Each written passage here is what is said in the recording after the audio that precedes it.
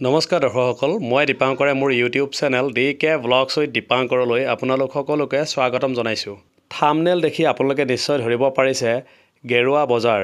হয়, আজি মই মোৰ এই ভিডিঅ'টোৰ যোগেদি আপোনালোকক মৰিগাঁও জিলাৰ অন্তৰ্গত গেৰুৱা নামৰ ঠাইখনত হোৱা সাপ্তাহিক বজাৰৰ কিছু অংশ দেখুৱাবলৈ চেষ্টা কৰিছোঁ। আশা কৰোঁ আপোনালোকে মোৰ এই ভিডিঅ'টো শেষলৈকে চাই থাকিব। প্ৰতি বছৰে বানপানীয়ে জুৰুলা কৰা অঞ্চল হয় মৰিগাঁও জিলাৰ অন্তৰ্গত এই ঠাইসমূহ। মই বৰ্তমান মৰিগাঁৱৰ ভোৰাগাঁৱৰ পৰা গেৰুৱা অভিমুখে গৈ আছোঁ। যিহেতু মই আপোনালোকক প্ৰথমেই কৈছোঁ যে আজি মই আপোনালোকক গেৰুৱা বজাৰৰ কিছু অংশ দেখুৱাবলৈ চেষ্টা কৰিম, সেয়েহে বৰ্তমান মই ভোৰাগাঁৱৰ দিশৰ পৰা মৰিগাঁও দিশে গৈ আছোঁ আৰু ভোৰাগাঁৱৰ পৰা মৰিগাঁও যোৱাৰ পথত আমি পাম গেৰুৱা নামৰ এই ঠাইখিনি।